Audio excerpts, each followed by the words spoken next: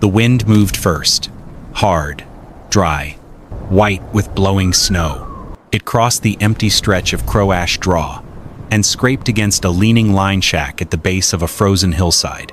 By November, the cabin already looked half defeated. The boards had gone gray from weather. The chimney leaned slightly north. Frost gathered beneath the floor before sunrise, and every night, long after the settlement lamps went dark, strange sounds came from inside.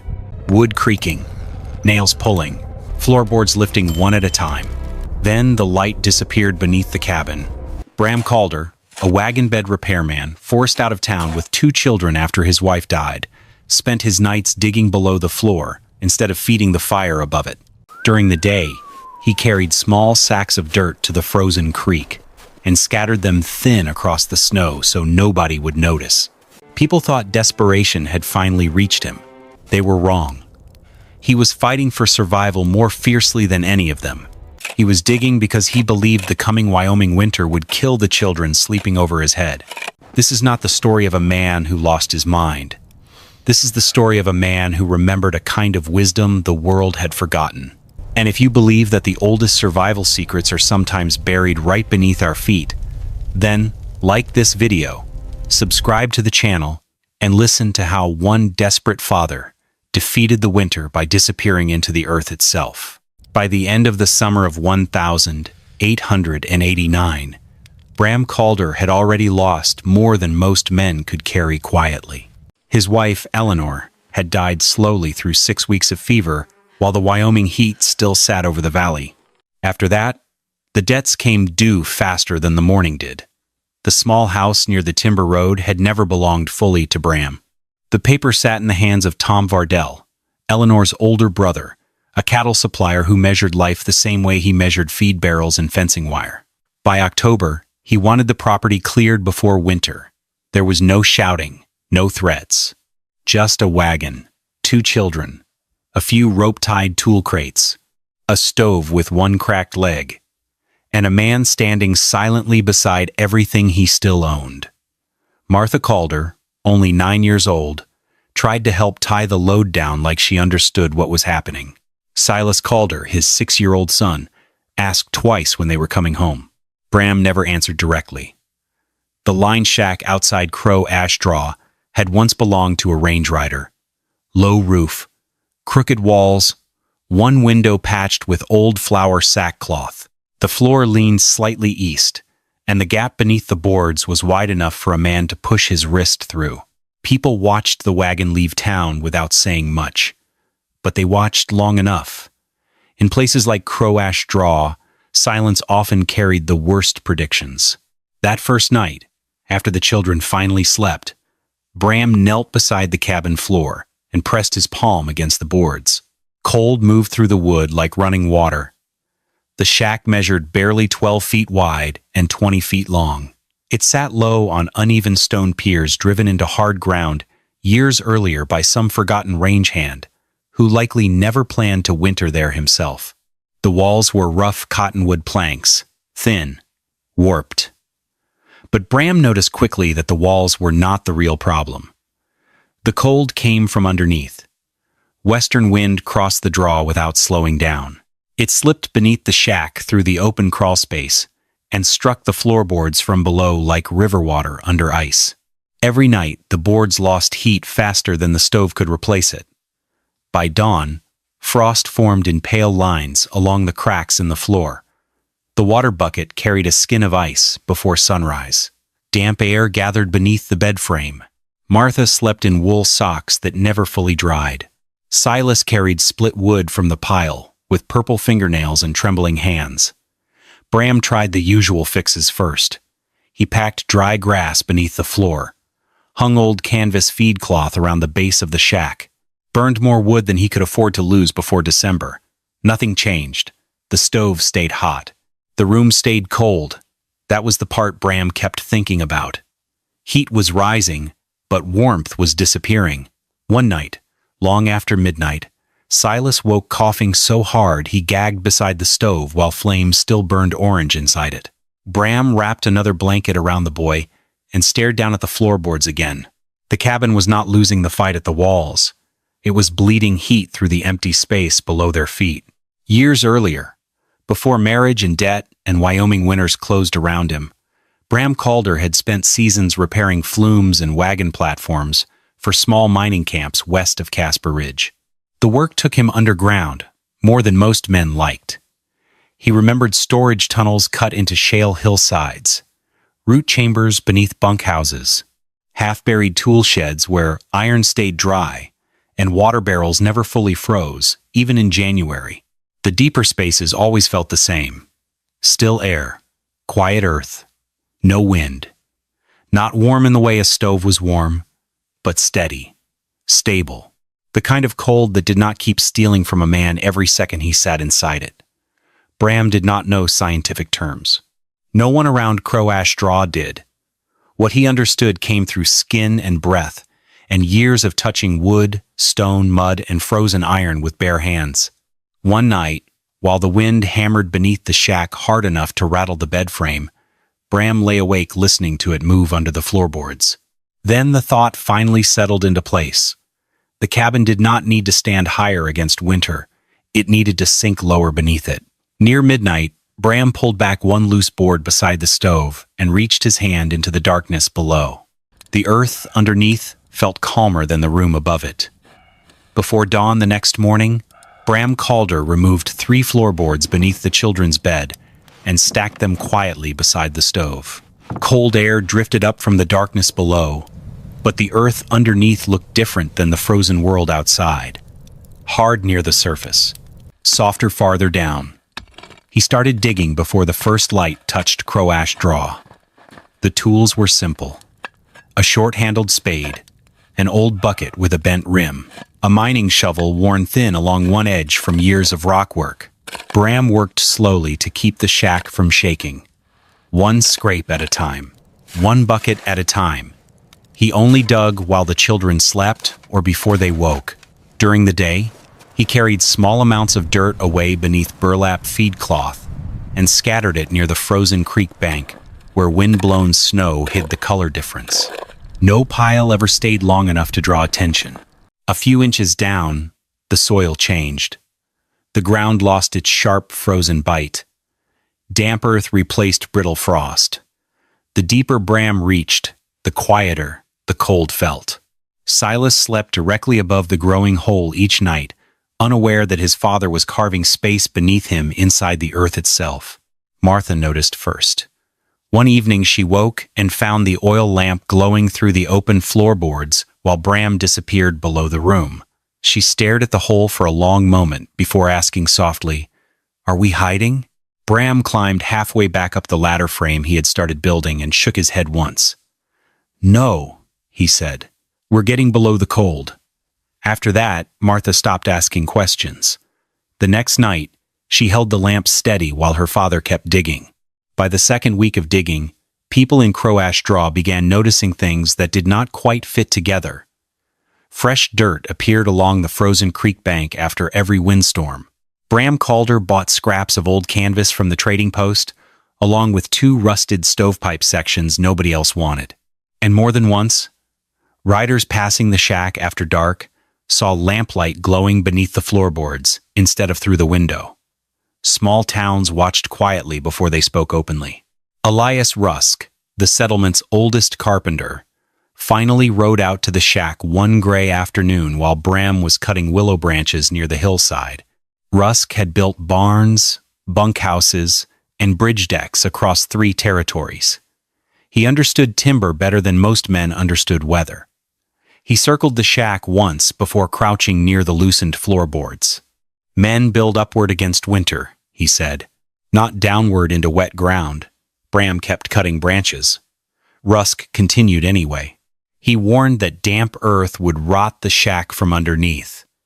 That trapped moisture would poison the children's lungs before spring. That the floor would eventually sag inward under its own weight. At the general store, Nolan Price laughed quietly while weighing lamp oil and called Bram a man digging himself into the ground. Nobody in Crow Ash Draw truly hated him. That was the harder part. They pitied him. From their porches and wagon benches, people watched the silent father carrying dirt in old buckets and assumed they were seeing desperation take shape. A few days later, Elias looked down through the open floor and spoke more softly than before. "You bury children under a cabin," he said. "You bury them twice." By early December, the space beneath the shack had begun to resemble something more than a hole in the ground. Bram Calder shaped it into a narrow sleeping pocket, just wide enough for 3 bedrolls laid shoulder to shoulder. Flat shale stone lined the lower walls. Bent willow ribs supported the ceiling where the dirt looked weakest. Dry grass and scraps of canvas were packed into gaps to slow the cold moving through the soil. For 2 nights, Bram believed he had solved the problem. Then the shelter pushed back. Moisture gathered first. Thin beads of water formed along the ceiling and dripped steadily onto the bedding platform. The air turned heavy after the trapdoor stayed closed too long. On the 3rd night, a section of loose dirt near the eastern wall suddenly broke free and slid into the corner, beside where Silas had been sleeping only minutes earlier. The sound froze Bram harder than the winter wind ever had. For the first time since he started digging, he wondered if Elias Rusk had been right. Martha held the lamp while her father tore down part of the wall and rebuilt it deeper into solid shale. He changed the angle of the intake pipe so cold air entered lower and moved upward instead of settling around the bedding. A second, narrower exhaust pipe rose behind the chimney stones where wind could pull stale air out naturally. Dry stove ash was spread beneath the platform to absorb dampness. The sleeping boards were raised higher off the dirt floor. The work took 3 more nights. Nothing about it looked clever. Nothing looked clean. But slowly, the shelter changed. The air stopped feeling trapped. The ceiling dried. The earth settled into place instead of shifting against it. Bram finally understood something the cabin builders above ground never had. The earth could protect a man, but only if the earth itself was allowed to breathe. The first hard freeze came during the 2nd week of December. Ice locked the creek solid before sundown. Fence posts cracked in the cold after dark. Even inside the shack, frost crept pale and thin across the corners of the window cloth. That night, Bram Calder carried 3 things below the floorboards: an old mining thermometer, a candle stub, and 1 wool blanket. He stayed underground alone for nearly an hour. The difference was immediate. The candle flame barely moved. No draft touched his face. The air felt cool, but not sharp, not hungry. Above him, wind still hammered against the shack hard enough to rattle loose boards. Down below, the earth swallowed the sound until only a dull murmur remained. The thermometer settled near 50 degrees. Upstairs, the water bucket had already started freezing again. Bram rested one hand against the packed soil wall beside him. The dirt felt warmer than the cabin floor overhead, but he still did not trust it completely. Cold weather proved very little in Wyoming. The real judgment always arrived with the blizzards. 2 nights later, Bram moved the bedding below the shack for the first time. The shelter looked rough even by frontier standards. Low ceiling, dirt walls, shale stone, darkened by lamplight. But the air inside stayed calm while the wind outside kept growing louder. Silas climbed down first, carrying his carved wooden horse under one arm. "The floor doesn't bite," he said quietly after kneeling beside the bedding platform. Martha came slower. She kept glancing upward at the heavy beams and packed earth over her head, as if expecting the whole hillside to collapse during the night. Bram said nothing to push her faster. He simply hung the oil lamp near the vent pipe and spread their mother's old quilt across the blankets. That seemed to help. Above them, the shack creaked and shifted under the western wind. Loose boards snapped softly against old nails. Snow hissed across the roof. Below ground, the shelter stayed still. For the first time in weeks, Silas slept through the entire night without coughing once. Martha eventually drifted asleep beside him with both hands tucked beneath the quilt. Bram remained awake longer than either child, not because of fear, because for the first time since arriving in Crow Ash Draw, he was no longer waiting for the fire to die. By the final week of December, Crow Ash Draw began changing in small ways that experienced men noticed immediately. Snow started falling sideways before the wind fully arrived. Horses stood with their backs turned west for hours at a time, refusing feed even while the temperature remained manageable. The air grew so dry that old cabin boards cracked sharply after dark, like distant rifle shots. The older trappers called it white pressure weather. That phrase traveled quietly through the settlement, faster than any official warning could have. People stacked extra cordwood beside their doors. Chimneys were cleaned twice instead of once. Families patched wall gaps with cloth and mud. Elias Rusk spent 3 straight days helping neighbors extend chimney height, convinced stronger draft and hotter fires were the only things that kept a Wyoming winter from taking lives. Bram Calder moved in the opposite direction. While other men prepared to fight the cold above ground, Bram widened the shelter another 8 inches downward and reinforced the lower walls with flatter shalestone carried from the hillside. He sealed weak seams with packed ash and clay. He shortened one support beam to make the ceiling lower and tighter, so less heat could drift upward. One man prepared for winter with bigger fires. The other prepared by disappearing beneath it. Late one evening, Bram stepped outside while snow drifted white across Crow Ash Draw and listened to the wind moving through the darkness. Most men looked toward the sky when bad weather approached. Bram looked down at the frozen ground beneath his boots instead. On January 7th, 1890, the storm finally arrived. It came not with thunder or warning bells, but as a white movement across the open land. Snow blew sideways through Crow Ash Draw before sunrise. By noon, the hills had vanished behind a wall of drifting white. The temperature dropped so fast that wet boot tracks froze solid within minutes. The old trappers had named it correctly. The Three Forks whiteout had come down from the north. Across the settlement, people answered the storm the only way they knew how. More wood, bigger fires, hotter stoves. Smoke thickened over Crow Ash Draw as every family tried to build a wall of heat against the cold pressing inward. But Bram Calder approached the storm differently. He knelt, pressing his palm against the shack floor. The cold underneath now felt stronger, faster, like water moving under river ice before a break. Without hesitation, he began moving their supplies. Food crates went below first, followed by water buckets and blankets. He did not wait for the shack to fail before leaving it. Bram understood that winter often killed through delay. That night, with the temperature having fallen to 31 below zero, he lowered both children into the shelter. Martha carried the oil lamp carefully down the ladder, Silas following with the wooden horse held tight against his chest. Above them, the shack groaned under the wind's pressure. Below, the shelter remained still. After the children were safe, Bram did something no one else in Crow Ash Draw would have understood. He climbed back upstairs, stood beside the stove for a long moment, and smothered the fire down to embers while the blizzard was only just beginning. Finally, he followed them down and pulled the heavy trapdoor shut. The moment the hatch closed overhead, the wind nearly vanished. The screaming pressure outside became a distant, muffled sound somewhere beyond the packed soil walls. Inside the shelter, the air stayed dry and strangely calm, tight, dark, and low enough that Bram could not fully stand upright. Yet the thermometer beside the shale wall still held near 51 degrees. Martha sat silently beneath the hanging lamp for several seconds before finally pulling off her gloves. Then she looked at her hands. For the first time in weeks, her fingers were no longer aching from cold. And in that moment, she finally understood what her father had truly been building beneath the shack. Not a hiding place. A place where winter could no longer reach them.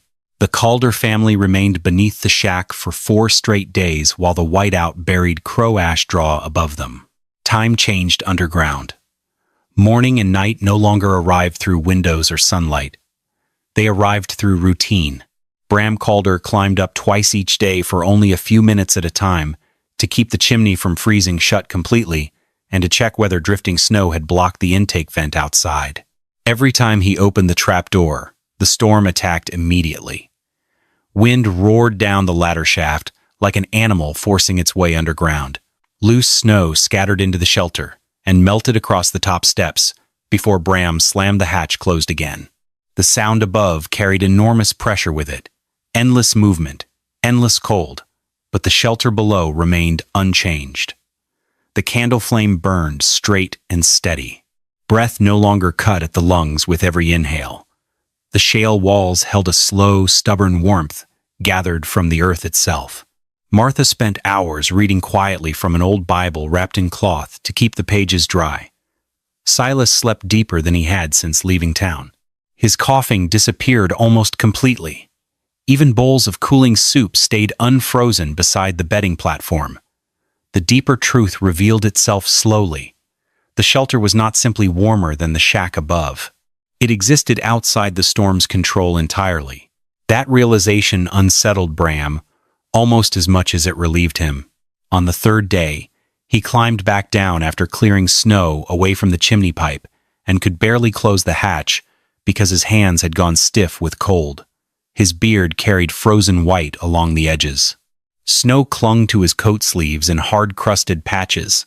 Martha watched silently while he sat against the shale wall shaking. It took nearly a full minute before the trembling finally stopped. Above them, the whiteout continued tearing across Crow Ash Draw without mercy.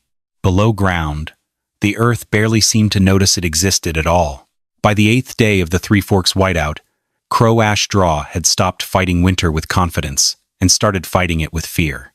One chimney fire lit the north edge of the settlement before dawn, after a family overloaded their stove until the flue glowed red. Men hacked the burning pipe loose with axes, while snow blew sideways around them. 2 cabins farther down the draw, an entire family slept crowded shoulder to shoulder around a stove so hot the iron legs sank into the floorboards. Furniture began disappearing. Kitchen chairs, broken shelves, bed slats, anything dry enough to burn. Wood piles vanished beneath ice, and drifting snow faster than men could uncover them. Children suffered first. One boy lost feeling in 3 toes before his mother noticed the skin had turned gray. Another family wrapped frozen feet in heated flour sacks while smoke rolled thick through the cabin because opening the chimney draft meant losing heat too quickly. Elias Rusk still fed his fire harder every night, still trusted flame over everything else. But the old carpenter finally saw the truth spreading across his own cabin floor, one bitter morning, when frost began growing inward from the corners beneath the walls. Thin white lines at first, then solid patches of ice creeping slowly across the boards themselves. The cold was no longer outside. It had entered the structure completely. Abigail Cross, a widowed neighbor living alone near the south edge of Crow Ash Draw, rationed her last armload of firewood down to individual pieces and stopped boiling water except at night. Across Crow Ash Draw, desperation settled over the settlement heavier than the snow itself. And beneath the line shack at the edge of the draw, Bram Calder's shelter remained steady. The lamp still burned clean, the walls stayed dry, and the earth beneath the storm kept holding its temperature, while the world above it slowly failed. When the storm finally broke, Crow Ash Draw emerged slowly from beneath the snow like a town digging itself out of a grave. Men shoveled paths between cabins shoulder deep in places. Frozen doors had to be chopped open with axe heads. Chimneys stood buried halfway to their tops. Smoke rose thin and weak across the valley after days of near silence. Abigail Cross waited until midday before walking out to Bram Calder's shack, carrying a tin jar of broth and 2 hard biscuits wrapped in cloth. She expected sickness, expected coughing, weak voices, children wrapped beside a dying stove.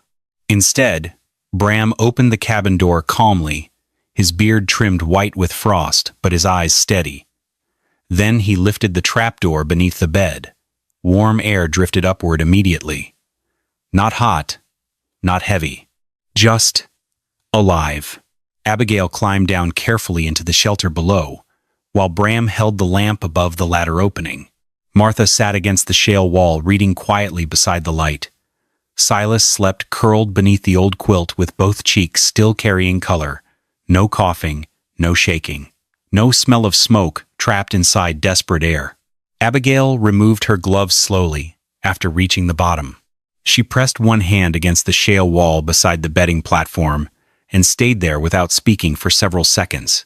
The shelter was dry, still, almost unnaturally calm after the violence above ground.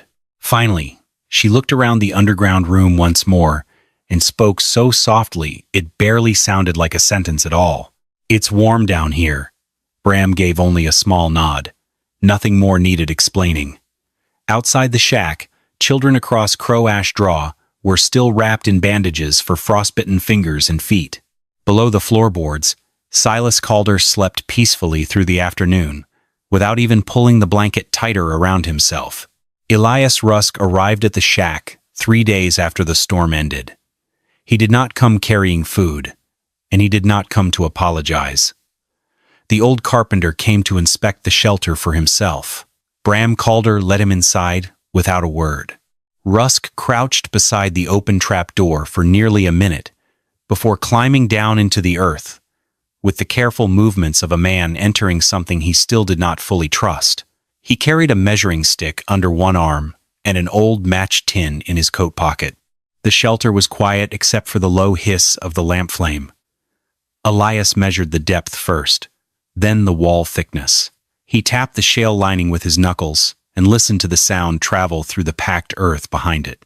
Finally, he struck a match and held it near the intake vent to watch the flame bend gently with the airflow. Bram explained only what mattered. "The wind can't reach this far down," he said. "Shale holds heat slow. Cabin only needs to keep water out.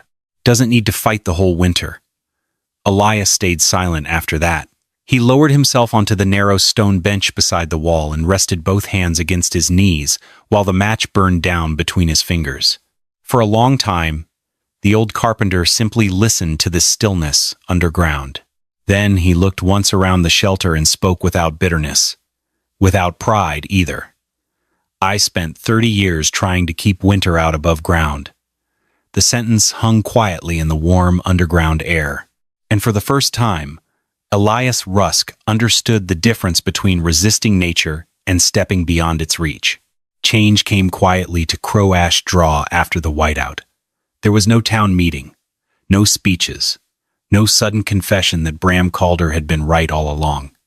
The settlement simply began to sound different.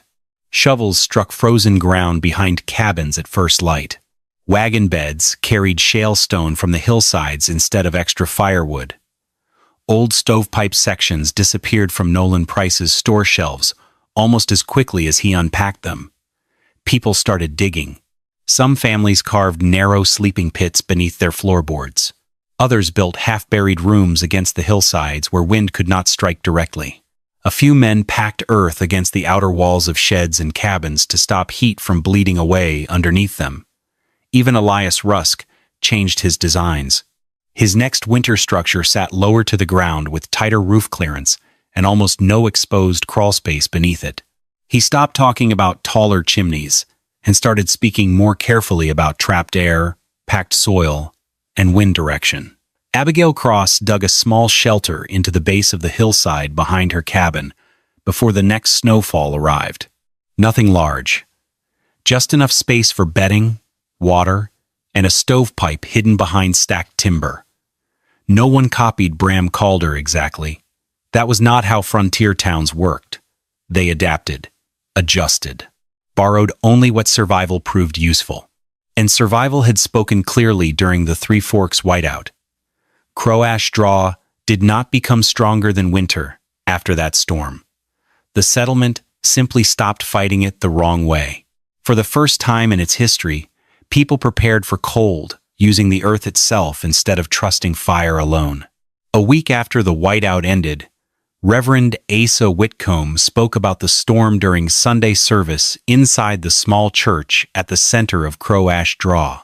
He never called what happened beneath Bram Calder's shack a miracle. The old minister knew better than that. "Miracles arrive without explanation," he told the room quietly.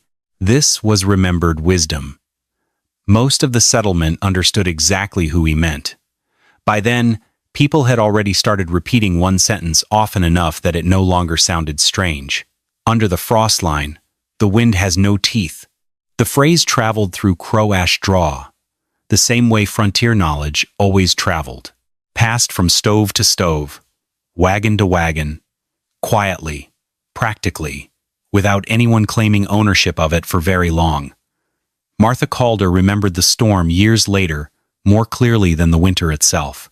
She remembered the sound of the wind screaming above the shack while the earth below remained still. She remembered the strange calm underground after weeks of fear. More than anything, she remembered that being the first winter, she stopped fearing the sound of Wyoming wind at night. Silas grew stronger after that season. The deep coughing that once followed every cold spell slowly disappeared as he got older.